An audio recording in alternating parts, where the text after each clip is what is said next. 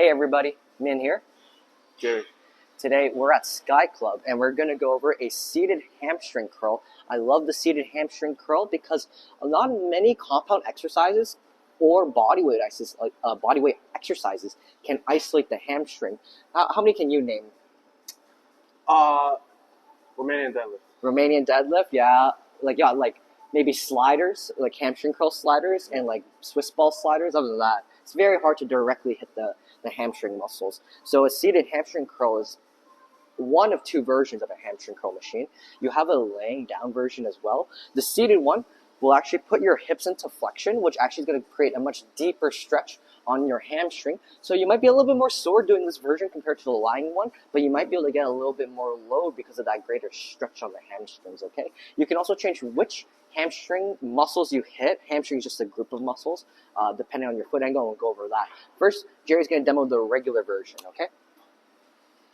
He's going to get his feet onto the platform here. Actually, really quick, make sure you have this at your calf. This is going to make sure you curl without any ankle or foot cramps. He's going to want this blocker here on the top of his thigh.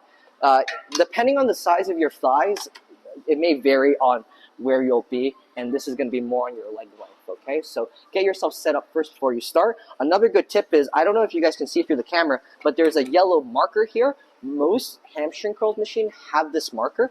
This should be lined up with your knee because that's actually where he's going to articulate his legs, all right? Now he's all lined up. He's going to take a deep breath in. He's going to flex his hamstrings, and he's going to curl. Very nice. When he's doing this, I'm looking for full range of motion. I want to see what his control is like. Right now it's perfect, good concentric, good eccentric. Once he's got it down, I just want him to feel his hamstring. Now he's just going to only squeeze the back of his legs to get it there. Good. He's going to keep squeezing on the way back. Good. Now this is a very high quality repetition. Good. Take a break. Where'd you feel it? Wow, my hamstrings. Yeah. Especially at the bottom of the movement. Yeah, right when you bring it right in, you're going to really feel your hamstrings light up. You felt it evenly throughout? Yeah.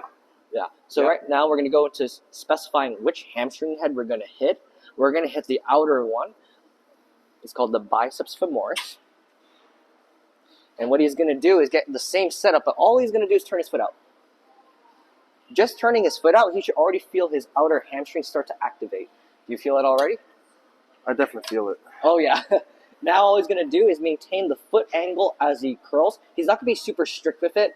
For some people, they may experience discomfort or pain, and they may have to adjust the weight they have on here because one head's working more than the other one, okay? Let's do it.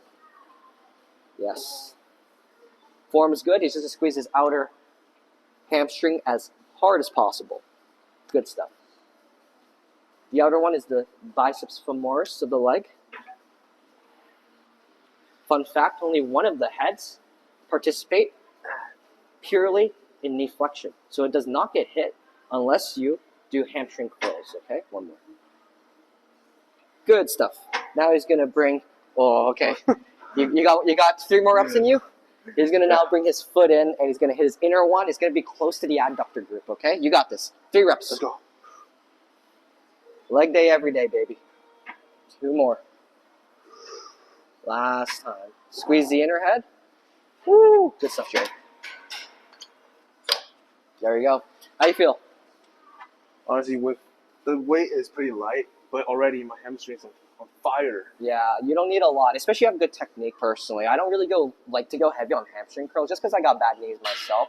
So I want to go nice and controlled, focus on my full range of motion first, good control, and then you want to hammer in that mind-muscle connection. And then you can do variations to help you get there, okay? Anything else you'd like to add? No. Oh, thank you, guys.